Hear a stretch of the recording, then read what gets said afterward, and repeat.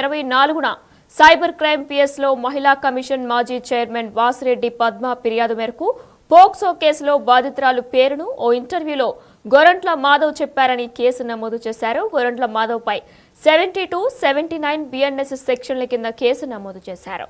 Right మాజీ MP గొరంట్ల Madhav కు పోలీసులు నోటీసులు జారీ చేశారు. అనంతపురంలోని మాజీ ఎంపీ ఇంటికి విజయవాడ సైబర్ క్రైమ్ పోలీసులు మార్చి 5న విచారణకు రావాలని కూడా నోటీసులు జారీ చేశారు.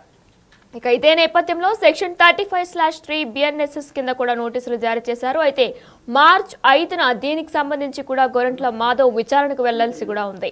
అయితే ఆ విజయవాడ సైబర్ క్రైమ్ పోలీసులు అనంతపురంలో మాజీ ఎంపీ ఇంటికి వెళ్లి మార్చి 5న విచారణకు రావాలంటూ కూడా నోటీసులు జారీ చేశారు. ఇక ఈ నేపథ్యంలోనే మహిళా కమిషన్ మాజీ చైర్మన్ వాసిరెడ్డి పద్మ ఫిర్యాదు మేరకు కూడా పోక్సో కేసులో బాధితురాలు పేరును ఓ ఇంటర్వ్యూలో గొరంట్ల మాధవ్ చెప్పారని కేసు నమోదు చేశారు. అయితే గొరంట్ల మాధవ్ పై 72, 79 బిఎన్ఎస్ఎస్ సెక్షన్ల కింద కేసు నమోదు చేశారు.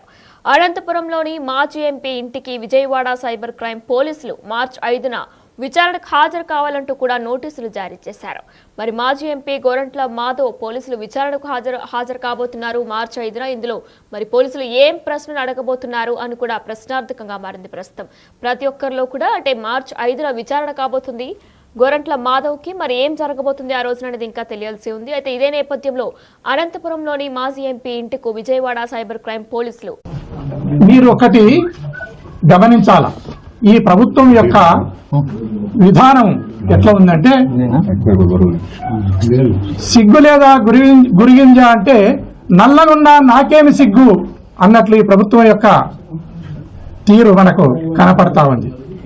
నేను ఏదైతే మహిళలపై అత్యాచారాలు జరిగినాయో, పసిపిల్లలపై అత్యాచారాలు జరిగినాయో, ఆ అత్యాచారం చేసిన దుర్మార్గులను, నేరస్తులను అరెస్టు చేయండి అని నేను ప్రింట్ మీడియాలో వచ్చిన పేర్లనే, సోషల్ మీడియాలో వచ్చిన పేర్లనే ప్రస్తావించడం జరిగింది.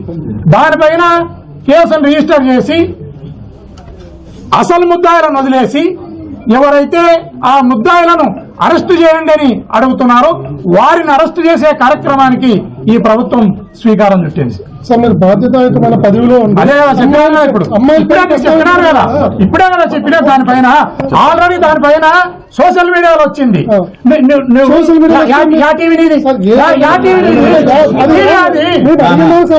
టీవీలో చెప్పబా,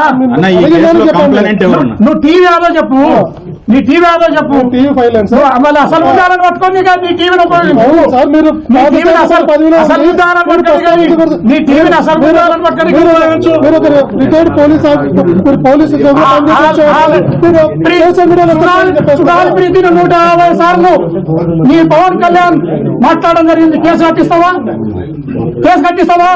నీ చంద్రబాబు నాయుడు ధర్మవరానికి వచ్చి ఇదే ధర్మవరానికి వచ్చి బాధితుల పేర్లను ప్రస్తావించడం జరిగింది. కేసులు కట్టి నీ టీవీ ఫైవ్ లో అనేక మంది పేర్లను ప్రస్తావించడం జరిగింది. నీ టీవీ ఫైవ్ మీద కేసు కట్టండి. మేము బాధ్యతాయుతమైన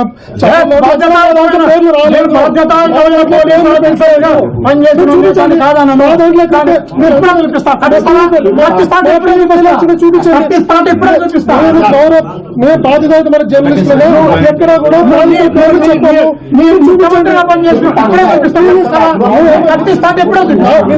టీవీ ఫైవ్ లో పేర్లు చూపించండి. నువ్వు కట్టిస్తా ఎప్పుడో చూపించండి. టీవీ ఫైవ్ లో నేను పవన్ కళ్యాణ్ చూపిస్తా. మీరేమంటున్నారు? పవన్ కళ్యాణ్ చూపిస్తా. మీరేమంటున్నారు? నీ పవన్ కళ్యాణ్ మాట్లాడి నీ చంద్రబాబు నాయుడు మాట్లాడి కట్టిస్తావా? నేను జర్నలిస్ట్, మా ఛానల్లో మేము మాట్లాడి మీ బాధితుల పేర్లు చెప్పింటే షో మీ.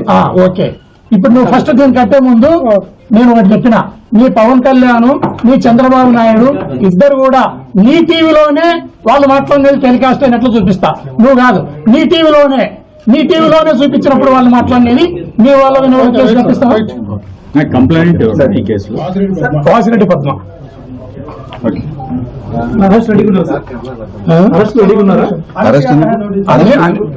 అన్నిటికీ రెడీ ఉంటా. దానికి ఏమి ఎక్కడ సార్ మా మామూలుగా పూర్తి సార్